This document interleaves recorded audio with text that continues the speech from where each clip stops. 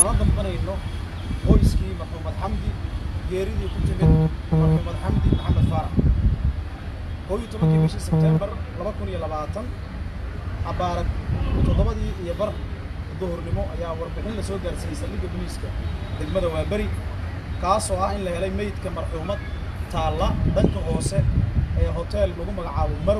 Marwo oo ku yaala waaxda maaja degmada Waabari meydka marxuumadda ayaa la geeyay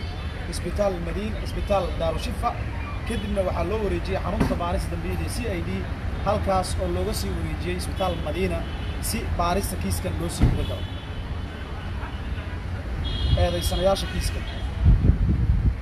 waxa kiiskan loo hayaa ilaa 11 eedaysane iyo eedaysanayaal kale oo hadda lagu daba jiro soo qabashadooda ama gacan ku dhisto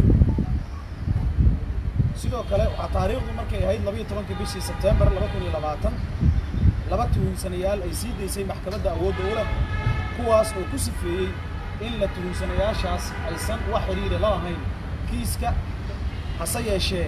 la soo qaban karo ama la horkeeni karo cadaaladda goor kasta ee loo baahdo fariin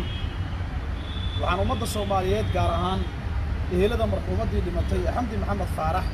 u cadeynaynaa in baarista kiiskan ay marayso meel wanaagsan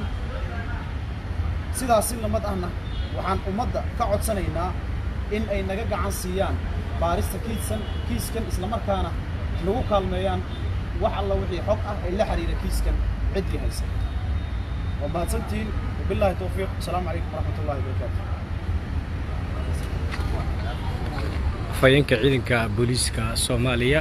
Sadiiq Aadan Doodisho gaashaanle ayuu kaasi ahaa oo markaa ka hadlayay arinta la xiriirta kiiska ee gabadha lagu magacaabo jiray Allah naxariistay Xamdi oo wali booliisku ay sheegayaan inay wadaan baaritaano saxaafadda ay goordhow la hadleen universal ay kala socoteen tan iyo kulanti dambe